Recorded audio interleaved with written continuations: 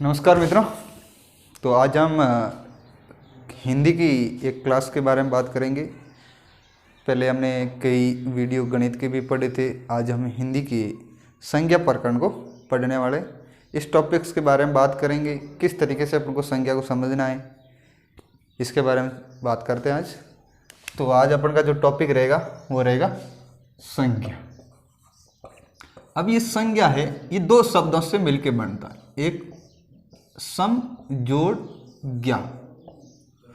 अब देखिए, ये एक उपसर्ग लग जाता है और ज्ञा का मतलब होता है ज्ञात करना और सम का मतलब होता है ठीक। ऐसा शब्द जो अपन को ठीक से ज्ञान कराता है या ज्ञान कराने वाला, यानी सम का मतलब होता है ठीक से और ज्ञा का मतलब होता है ज्ञान कराने वाला। तो संज्ञा का मतलब होता है वे शब्द जिसके बारे में हम ठीक से ज्ञात कर सकते हैं कि ये क्या है, वो आपकी संज्ञा होती है। यानी अपने जब इसके परिभाषा के बारे में बात करें अपन परिभाषा के बारे में, तो हम इसको ऐसे भी लिख सकते हैं, किसी वस्तु, व्यक्ति, स्थान, गुण, अवस्था, भाव आदि के नाम को संज्ञा कहते हैं। यानी वस्तु, कोई भी वस्तु, व्यक्ति, स्थान, गुण, अवस्था, जितनी भी अवस्थाएं होती है वो अवस्था, या फिर कोई भाव, इनका जो भी नाम है उस नाम को संज्ञा कहा जाता है। इसके बारे में हम जो ज्ञान प्राप्त करते हैं वही अपन की संज्ञा है। अब देखिए, संज्ञा अपन के पास में हिंदी के अंदर 3 प्रकार की संज्ञा होती है। वैसे अंग्रेजी में 5 प्रकार की होती है, लेकिन हिंदी में 3 प्रकार की संज्ञा होती है। पहली संज्ञा है वो आपकी व्यक्तिवाचक होती है, दूसरी जातिवाचक होती है और तीसरी आपकी भाववाचक होती है।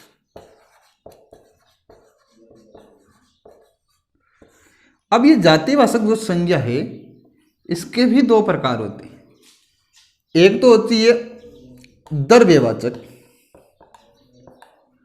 और दूसरी होती है आपकी समूहवाचक। इस द्रव्यवाचक को पदार्थवाचक के नाम से भी जाना जाता है। वैसे कई किताबों के अंदर इन 2 प्रकारों को अलग से लिखा जाता है, लेकिन ये दोनों प्रकार आपके जातिवाचक संज्ञा के अंतर्गत ही आते हैं। यानी द्रव्यवाचक और समूहवाचक जो दोनों प्रकार की संज्ञा हैं वो आपकी इस जातिवाचक संज्ञा के अंतर्गत ही गिनी जाती है। अब हम क्या करेंगे, व्यक्तिवाचक संज्ञा के बारे में बात करेंगे कि व्यक्तिवाचक संज्ञा किस तरीके से हम ज्ञात कर सकते हैं, इसके बारे में हम कैसे पता लगा सकते हैं। तो देखिए, आप व्यक्तिवाचक संज्ञा यानी व्यक्तिवाचक संज्ञा के अंतर्गत हम किन किन नामों को शामिल करते हैं। अब व्यक्तिवाचक संज्ञा का मतलब ही होता है जिस शब्द से किसी एक वस्तु, एक व्यक्ति या फिर एक स्थान का बोध, यानी किसी भी वस्तु या फिर व्यक्ति या फिर स्थान, इनका बोध होता है, लेकिन केवल एक का ही बोध, ज्यादा का नहीं, एक का ही बोध। इसके अंतर्गत जो संज्ञा आती है, व्यक्तिवाचक संज्ञा के अंतर्गत जो शब्द आते हैं अपन के, वे शब्द सदैव एक वचन होते हैं। सदैव यानी कभी भी एक वचन से ज्यादा नहीं हो सकते, केवल और केवल एक ही वस्तु का बोध होगा। यदि एक से ज्यादा वस्तु का बोध हो रहा है तो वह संज्ञा आपकी व्यक्तिवाचक संज्ञा कभी नहीं हो सकती। तो हम देखिए व्यक्तिवाचक संज्ञा के अंतर्गत किन किन को शामिल कर सकते हैं। देखिए सभी स्त्री पुरुषों के नाम, यानी भी इस दुनिया के अंदर जितने भी लोग हैं, व्यक्ति यानी स्त्री और पुरुष दोनों, उनके जितने भी नाम हैं वो सारे के सारे व्यक्तिवाचक संज्ञा के अंतर्गत आते हैं। जैसे आपने राम लिखा, मोहन लिखा, आपने सीता लिख दिया, गीता लिख दिया, ये सब के सब जितने भी नाम हैं ये सब नाम व्यक्तिवाचक संज्ञा के अंतर्गत आते हैं। अब हम क्या करेंगे, 2 नंबर जो होगा वो अपन का होगा दिशाओं के नाम, यानी जितनी भी दिशाएं हैं, यानी सामान्यतः अपन के पास में 4 दिशाएं होती है और 4 दिशाओं के बीच में 4 दिशाएं और होती है, कुल मिला के अपन के पास में 8 दिशाएं होती है। यानी पूर्व, जैसे पश्चिम, आपने लिख दिया आग्नेय, या फिर आपने नैऋत्य लिख दिया, ये सारी की सारी दिशाएं, जैसे ईशान, ये सारी की सारी दिशाएं आपकी व्यक्तिवाचक संज्ञा के अंतर्गत आएगी। अब देखिए स्थान के नाम, स्थान या फिर कोई बड़ा नगर है, या फिर कोई राज्य है, या फिर कोई देश है, या फिर कोई महाद्वीप है, जो भी है स्थान के अंतर्गत, ये सारे के सारे व्यक्तिवाचक संज्ञा के अंतर्गत आए। जैसे अपन ने लिख दिया जयपुर, ये किसी स्थान का नाम है, तो ये व्यक्तिवाचक संज्ञा के अंतर्गत आएगा। जैसे आपने कोई बड़े महानगर का नाम लिख दिया मुंबई, तो ये भी व्यक्तिवाचक संज्ञा के अंतर्गत आएगा। या फिर आपने जैसे कोई लिख दिया जम्मू कश्मीर, यानी ये एक राज्य का नाम है, तो भी यह व्यक्तिवाचक संज्ञा के अंतर्गत आएगा। या फिर आपने किसी देश का नाम लिख दिया जैसे भारत, तो यह भी व्यक्तिवाचक संज्ञा के अंतर्गत आएगा। जैसे आपने कोई महाद्वीप का नाम लिख दिया, जैसे आपने लिख दिया एशिया, तो यह भी व्यक्तिवाचक संज्ञा के अंतर्गत आएगा, क्योंकि हमेशा एक ही वस्तु का बोध हो रहा है। अब इससे आगे देखिए आपके जो भी नदियों के नाम है, जितने भी नदियां हैं उन सारी नदियों के नाम, जैसे गंगा, यमुना, अमेजन, सिंधु, जैसे कांगो, ये जितनी भी नदियां हैं, जिसको इसको कांगो जायरे भी कहते हैं, या कांगो या जायरे उपनाम से भी जाना जाता है, तो ये जितनी भी नदियां हैं ये सारी की सारी नदियां व्यक्तिवाचक संज्ञा के अंतर्गत आती। अब देखिए आगे आपका जो है वो है पर्वत, यानी पर्वतों के नाम। आप किसी भी पर्वत को ले लीजिए या फिर पर्वतमाला को ले लीजिए, जैसे देखिए अरावली, हिमालय, एंडीज, ये जितनी भी पर्वत है या पर्वतमालाएं हैं, ये सारी की सारी व्यक्तिवाचक संज्ञा के अंतर्गत आती है। अब हम क्या करेंगे, इससे आगे जितने भी वार के नाम है, सोमवार, वार, या फिर जो राशियां हैं अपन की, या फिर जो इतने भी नक्षत्र है अपन के पास में, इन सब के नाम, जैसे आपने सोमवार लिख लिया, तो ये सोमवार भी व्यक्तिवाचक संज्ञा के अंतर्गत आने वाला है। राशि, जैसे आपने लिख दिया तुला, करक, जितनी भी राशियां जैसे मीन, ये सब की सब संज्ञा के अंतर्गत, इस व्यक्तिवाचक संज्ञा के अंतर्गत आएगी। अब नक्षत्र, जैसे आपने लिख लिए नक्षत्र, जैसे अश्लेषा, मघा, मूल, विशाखा, ये जितने भी नक्षत्र है ये सारे के सारे अपन के व्यक्तिवाचक संज्ञा के अंतर्गत आने वाले। अब आगे देखिए, तो आगे देखिए जो अपन ने इससे आगे बात की थी, इससे आगे जितने भी पुस्तकों के नाम, पुस्तकों के नाम यानी किसी भी किताब का नाम होना चाहिए।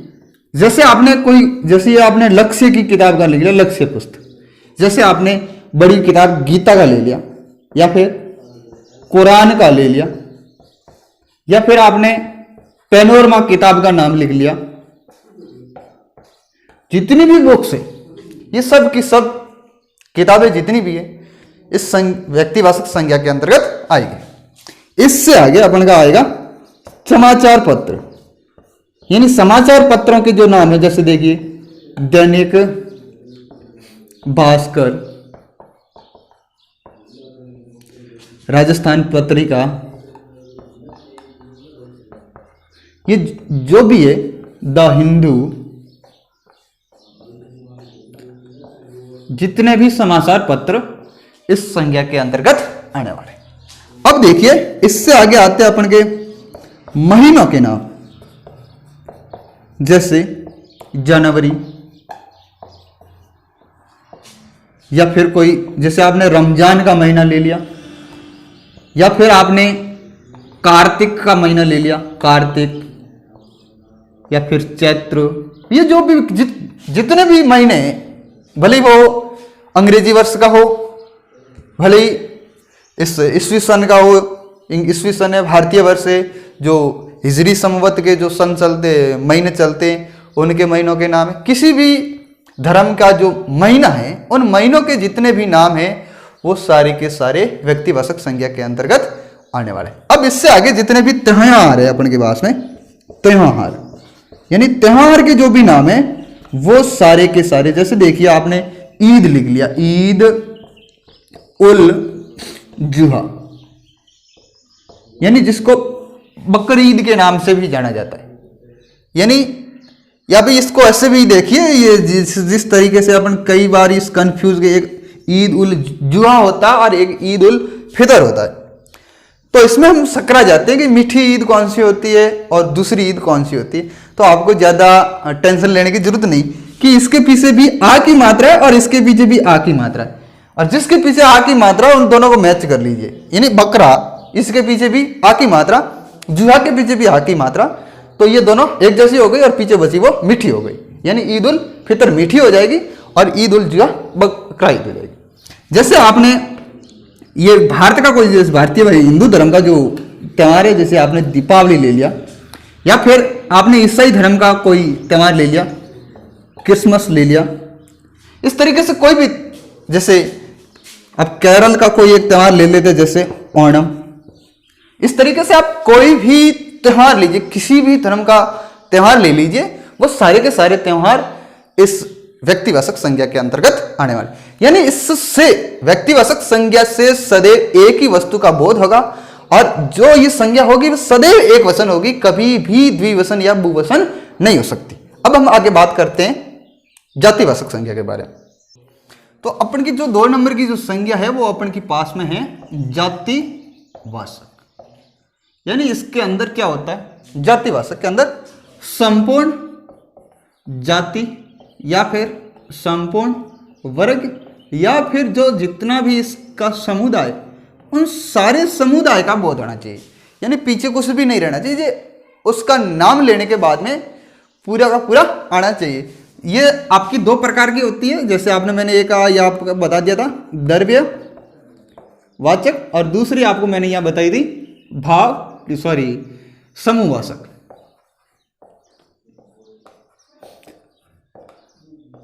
अब द्रव्यवाचक के अंदर का तो क्या आएगी, ठोस पदार्थ है या फिर कोई तरल पदार्थ है, जितनी भी धातुएं उन धातुओं के नाम उधर आएंगे, सारी की सारी जो धातु है वो इधर आएगी, और समूह के अंतर्गत संपूर्ण जाति आएगी, समुदाय, उस पूरा समुदाय आए। जैसे आपने अब पशु को ले लिया तो आपका क्या हो गया, ये पशु एक जाति का बोध कराता है। यानी इस संसार के अंदर जितनी भी पशु प्रजाति है उस पशु प्रजाति का बोध करवाएगा, और इसमें सारे पशु शामिल आ जाएंगे।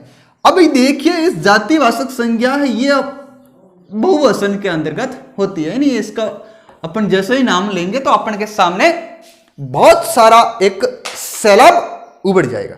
आपने पशु का नाम लिया तो देखिए, जब अपन के पास में कई व्यक्ति बैठे हैं तो आपके एक पशु का नाम बताइए, तो हम क्या करेंगे, अलग अलग पशु का नाम बताएंगे। कोई भेड़ बताएगा, कोई बकरी बताएगा, कोई शेर बताएगा, कोई चीता बताएगा, कोई बाघ बताएगा, तो कोई ऊंट बताएगा, तो कोई हाथी का नाम बताएगा, अलग अलग बताएंगे। यानी हर किसी व्यक्ति के दिमाग में जब अलग अलग तरीके के नाम आते हैं तो वो आपकी जातिवाचक संज्ञा होगी। निश्चित तौर पे जातिवाचक संज्ञा होगी, अलग अलग नहीं होगी। तो पशु के अंदर आपके जितने भी है, जैसे भेड़, बकरी, कोई भी ले लीजिए आप, ऊंट, जितने भी ये सारे के सारे हैं, ये सारे के सारे जातिवाचक के अंदर है।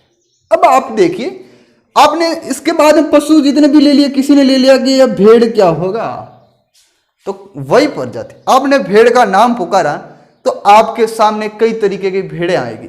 कोई काली आएगी, कोई सफेद आएगी, तो किसी सफेद के पीस काला धब्बा आएगा, तो किसी काले के पीस सफेद धब्बे वाली भेड़ आएगी। यानी अलग अलग तरीके की भेड़ें आपके सामने नजर आएगी। यानी जब हम उसके ऊपर ध्यान आकर्षित करते हैं तो अपन के सामने वो वास्तविक रूप के अंदर एक आंखों के आगे तैयार हो जाती है। इस तरीके से हम इसको समझ सकते हैं। अब आप देखिए, इस पशु के बाद में अगला, रुकिए, तो देखिए आपने दूसरा कोई पॉइंट ले लिया, नगर। ये नगर ले लिया। अब आप क्या करेंगे, नगर का नाम लेंगे। तो कोई नगर का नाम जयपुर बताएगा तो कोई मुंबई बताएगा, कोई कश्मीर बताएगा तो कोई कोलकाता बताएगा, कोई भुवनेश्वर बताएगा तो कोई अहमदाबाद बताएगा, अलग अलग नगरों के नाम बताएंगे। तो ये नगर है, ये एक समूह का बोध करा रहा है। यानी जब किसी नगर का नाम है तो वो व्यक्तिवाचक होगा, लेकिन ये नगर खुद, नगर शब्द लिख रखा है, ये नगर शब्द है, ये जातिवाचक है। यानी बहुत सारे नगरों का बोध करवा रहा है, इसलिए नगर शब्द है, ये जातिवाचक अंदर।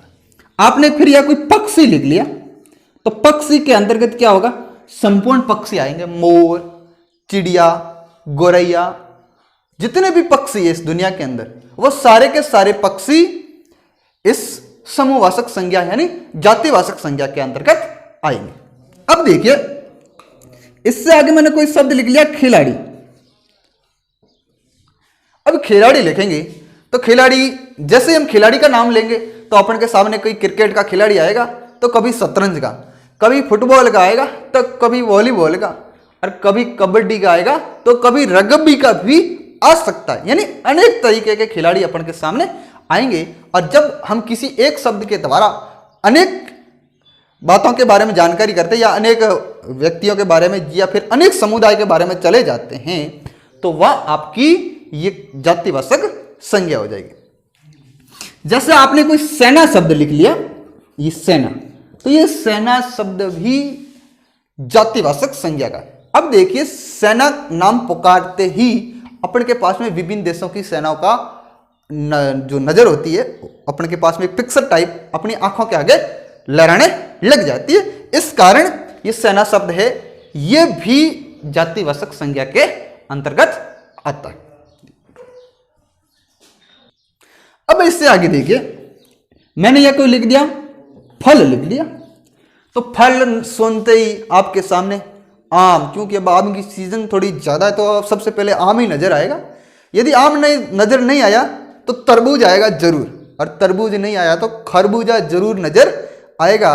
खरबूजा, तो कभी पपीता, तो कभी अनानास भी अपन को याद आएगा। यानी हम इससे अनेक फलों के बारे में ज्ञान प्राप्त कर सकते हैं। तो जब हम किसी एक शब्द के द्वारा अनेक के या अनेक तक पहुंच सकते हैं तो वो आपकी जातिवाचक हो जाएगी। अब देखिए, इससे आगे फूल। फूल सुनते ही आपके पास में चमेली, कमल, गुलाब, तो कई तरीके का फूल आते हैं आपके पास में, गेंदे का फूल भी आ सकता है। तो इस तरीके से हम इस फूल के माध्यम से अनेक फूलों के बारे में भी जानकारी प्राप्त कर सकते हैं।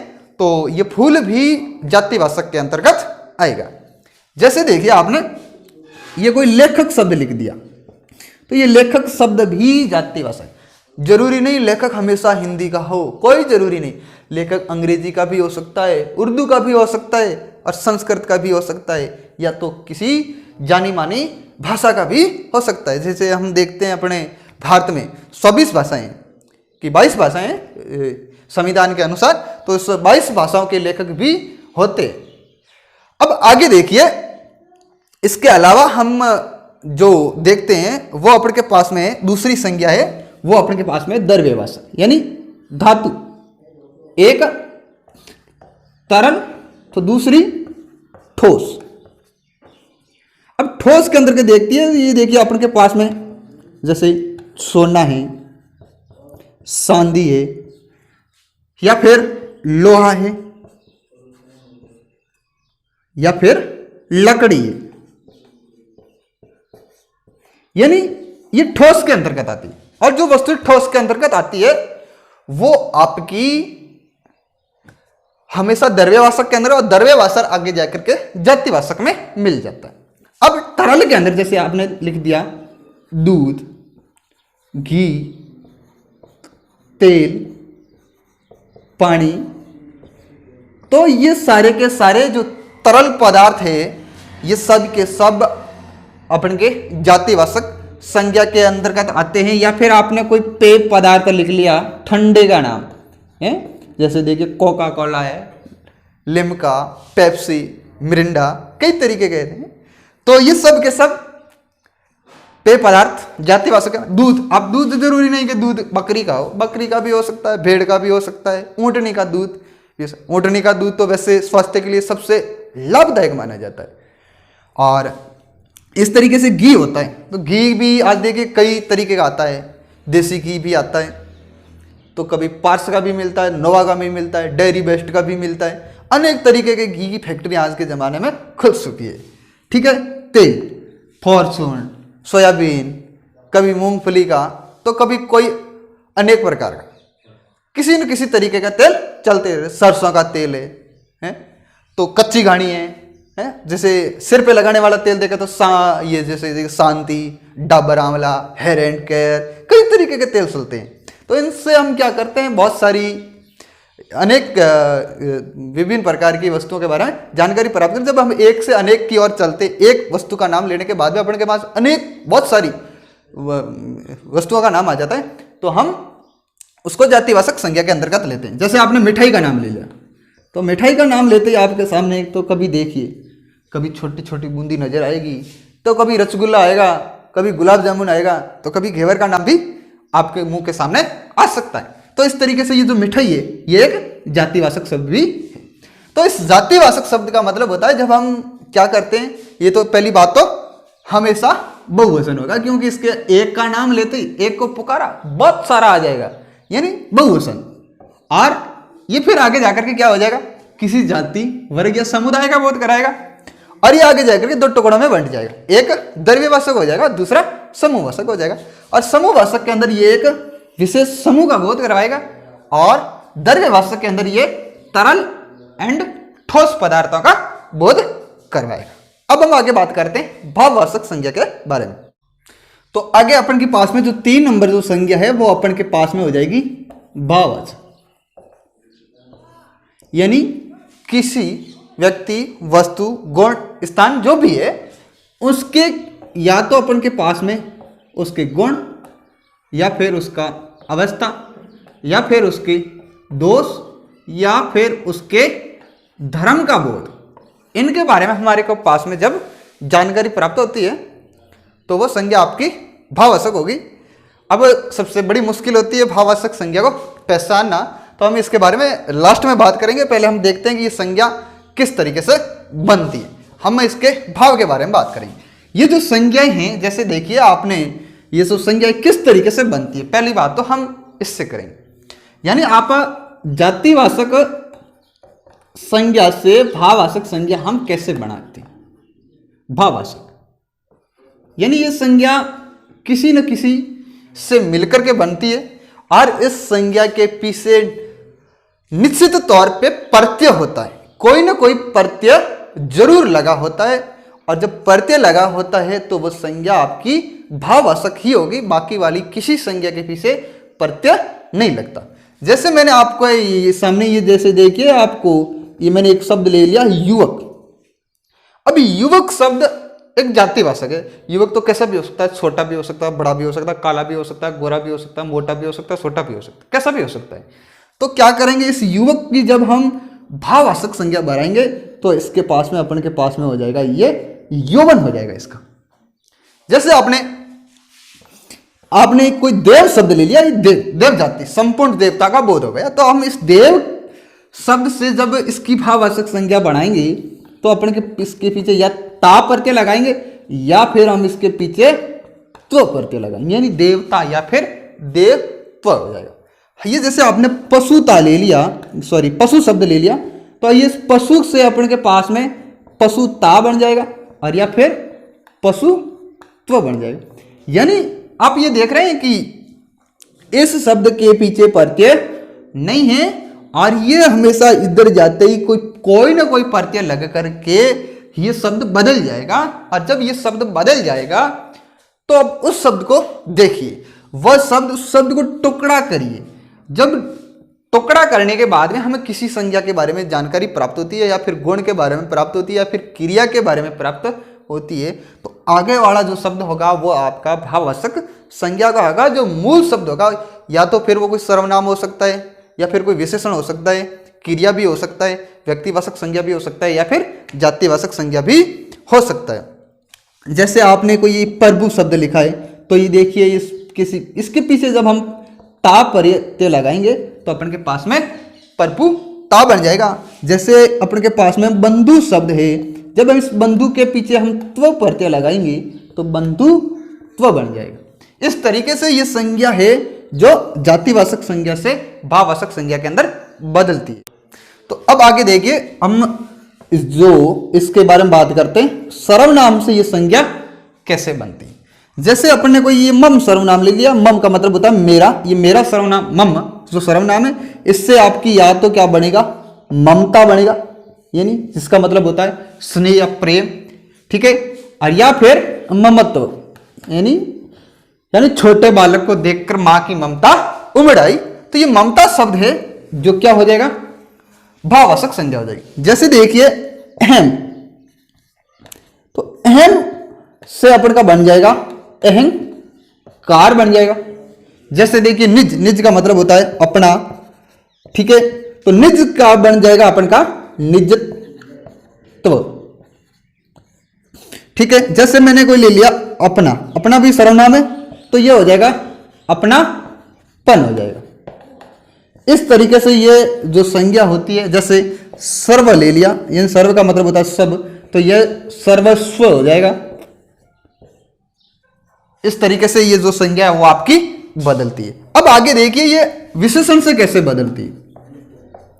विशेषण से जैसे मैंने यहां कोई शब्द लिखा बेईमान, ठीक है, यानी ये हमेशा ध्यान रख लेना, विशेषण की जो है, ये विशेषण से जब संज्ञा बदलती है, भाववाचक संज्ञा बनती है, तो आप उस शब्द को टुकड़ा करिए, एक शब्द के दो टुकड़े करिए। जैसे ये आपके सामने दो शब्द लिख रखे, मैंने एक बेईमान लिख रखा है, एक बेईमानी लिख रखा है। तो हम इसको ऐसे समझ सकते हैं कि बेईमान के पीछे ई जुड़ा है, बड़ी ई जुड़ी है, ठीक है।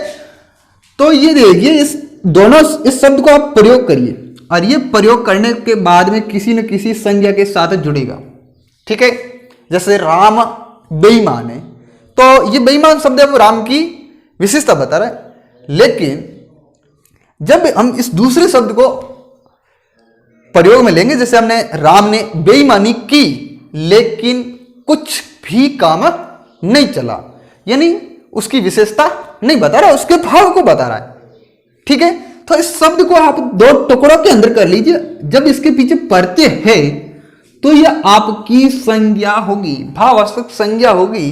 जब प्रत्यय ही नहीं है तो यह भाववाचक संज्ञा नहीं होगी। जैसे आपने कोई शब्द लिखा होशियार, जब हम इसको ई से जोड़ लें तो यह बन जाएगा होशियारी। जैसे मैंने यह चोर शब्द लिखा, चोर जातिवाचक हो जाएगा, ठीक है, ये जातिवाचक संज्ञा का उदाहरण है, ठीक है। और जातिवाचक जैसे हम इसके पीछे ई परते लगाएंगे तो ये हो जाएगा चोरी। ठीक है, इसी तरीके से हम और देखते हैं।